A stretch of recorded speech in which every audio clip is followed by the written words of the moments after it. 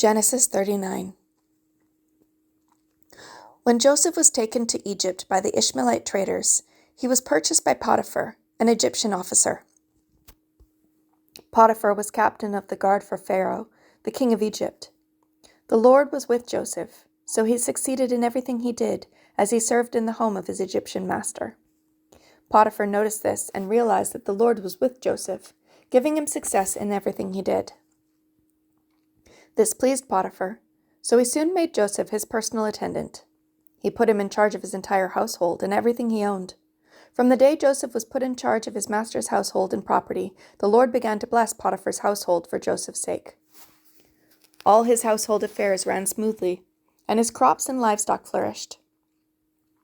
So Potiphar gave Joseph complete administrative responsibility over everything he owned. With Joseph there, he didn't worry about a thing, except what kind of food to eat. Joseph was a very handsome and well-built young man, and Potiphar's wife soon began to look at him lustfully. "Come and sleep with me," she demanded. But Joseph refused. "Look," he told her, "my master trusts me with everything in his entire household. No one here has more authority than I do. He has held back nothing from me, except you, because you are his wife. How could I do such a wicked thing? It would be a great sin against God."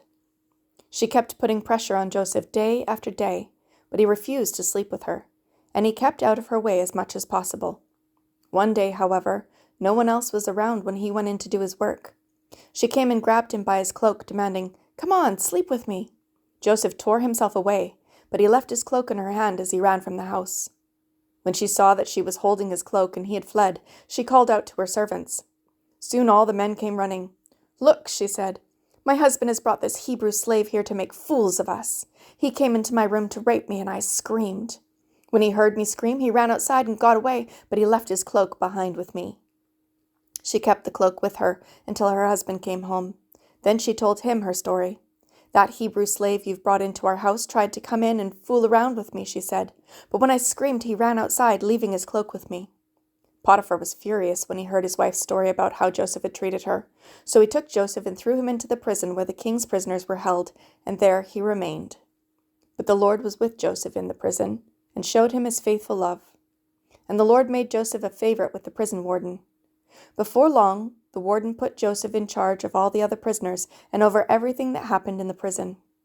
The warden had no more worries because Joseph took care of everything.